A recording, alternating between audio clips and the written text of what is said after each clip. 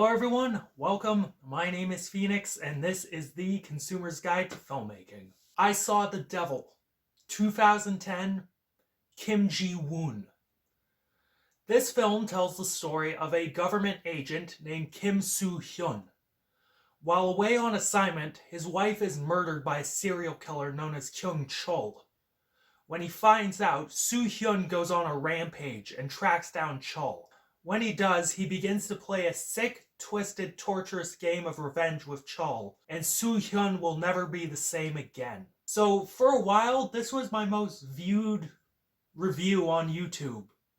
Then it was overtaken by, I think, my review of The Thin Red Line. I don't know why this was so popular, at least relatively speaking. I don't know why. My early reviews weren't that good. But here I am re-reviewing this movie. And upon re-watching it, I appreciate Kim Ji-woon's bloody revenge tale more and see more of its true creativity. This is a truly subversive and exciting thriller. What I think Korean movies and Korean filmmakers know how to do exceedingly well is balance tone. This is an incredibly dark movie, but its brutality and its violence can also be morbidly comedic. The idea of this serial killer constantly getting beat up and tortured is presented as dark and twisted, while also being oddly funny. The scene where Chul murders the cab driver and the dude that was going to rob the cab driver was graphic and bloody, but it went on for long enough to the point I got some big laughs out of it. Writer Park Hoon-jung crafted this story where there is great emotional weight placed on the right moments, but is generally fast-paced, exciting, and very fun. As I mentioned, the film is also incredibly subversive of the revenge thriller subgenre. The first act of this film, to me, still is the weakest, but knowing and understanding where the film goes, it puts that first act into perspective a lot more. The first act is setting up this archetypal revenge story. The evil serial killer kills the upstanding government man's wife, and the government man goes on the warpath to stop him. Generally, these sorts of movies paint the protagonist as the hero, and we cheer for him to get the bad guy. And when he does, it feels good. But then the first act of the film ends. And that's when shit gets crazy. That's when shit gets good. Kim Soo-hyun, the upstanding government and family man, goes on the warpath and finds his guy, Chul. But he doesn't kill him. He keeps him alive so he can torture him slowly and painfully. His warpath turns him into a monster that will kill and maim in the name of avenging his beautiful wife. Even when Chul gets to his family and begins to hurt even more people Soo-hyun cares about, Soo-hyun doesn't stop.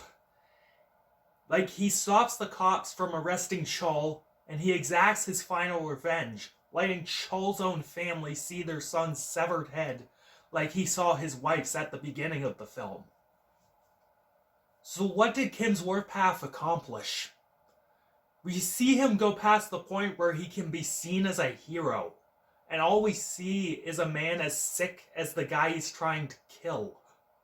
When his mission is accomplished and he takes stock of all he's done, he realizes that nothing has changed for the better. He breaks down, and that final shot of him sobbing in the streets is just powerful stuff. Byung-hun Lee and Choi Min-sik are just fucking superstars in this film.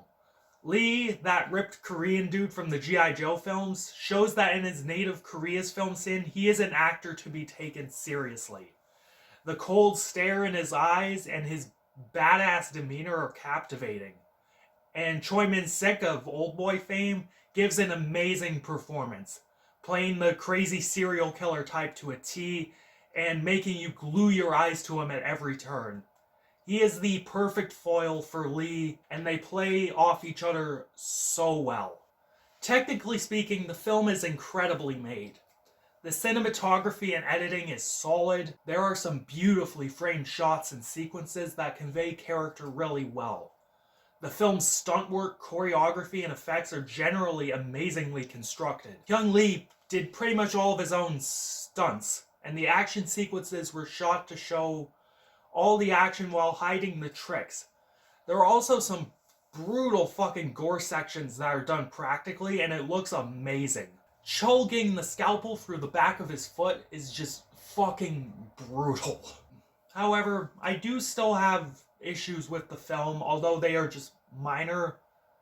The first is that the fight scenes could be a tad heavy on the editing. While Lee did all of his own stunts, some of the fight scenes being cut a bit quick does not properly reflect that.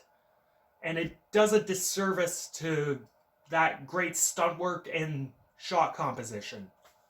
The first fight scene between Kim and Chul especially is a good example of that. Secondly, some of the gore could get a little on the ridiculous side, even for me. While I acknowledge this can be a very over-the-top movie, parts like the father-in-law chief getting his fucking skull bashed in and still being alive, it's a little hokey. Overall, small gripes aside, I Saw the Devil is an amazing film. It's a dark and at times twistedly funny take on a tried and true tale. This film might not be for the faint at heart as it goes ham on the gore, but if you can handle it, you will have a hell of a time watching this movie. Highly recommended. And I'm feeling a 9 out of 10 on this one. Maybe that's a tad generous, but this film is incredibly unique. Catch you later, guys.